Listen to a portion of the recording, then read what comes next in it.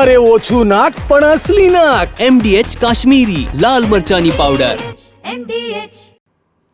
મહેસાણામાં ધર્મ પરિવર્તન પર પૂર્વ નાયબ મુખ્યપ્રધાનના આકરા વેણ સામે આવ્યા. હિન્દુઓનું ફોસલાવીને ધર્માંતરણ કરવામાં આવે છે તેવું નીતિન પટેલે કહ્યું. ખ્રિસ્તીઓની સંખ્યા વધતી જાય છે, આપણે ઘટતા જઈએ છીએ. ખ્રિસ્તી અને મુસ્લિમોનું લક્ષ્ય છે હિન્દુઓ ઓછા કરવા. ફોસલાવીને પટાવીને ધર્મ પરિવર્તન કરાવાય છે. બંનેનું લક્ષ્ય છે હિન્દુઓ ઉપર વર્ચસ્વ જમાવવું.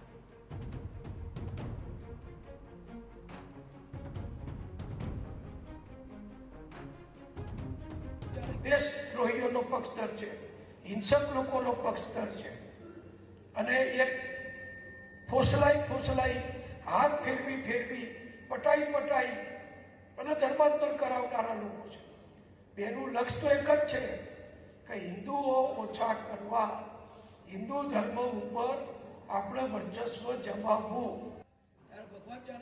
કડીમાં આયોજિત ઓમકાર સેવા મિશન ચેરિટેબલ ટ્રસ્ટની સાધારણ સભામાં નીતિન પટેલે ધર્મ પરિવર્તન પર શાબ્દિક પ્રહાર કરતા કહ્યું કે ખ્રિસ્તી મિશનરીઓ ખૂબ સફળતાથી વર્ચસ્વ જમાવવાનો પ્રયાસ કરી રહ્યા છે અને તેના માટે તે શાળાઓ, હોસ્ટેલ અને દવાખાનાઓ ખોલે છે, જ્યારે અન્ય વિધર્મીઓ હિંસક રીતે તેમનું કામ કરે છે.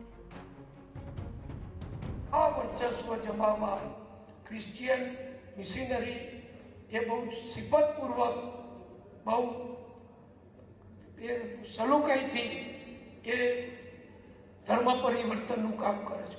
કપડાં આપે, ભણાવે, દવાખાનું કરે, નિશાળ કરે, હોસ્ટેલો કરે અને પેલા લોકો એમની રીતે હિંસક રીતે એક જ વાત કરી એમનું કામ કરે છે.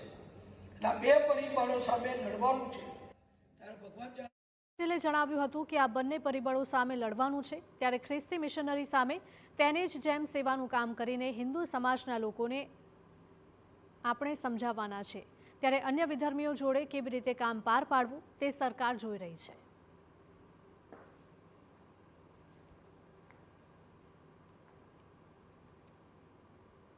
MDH ચણા મસાલા.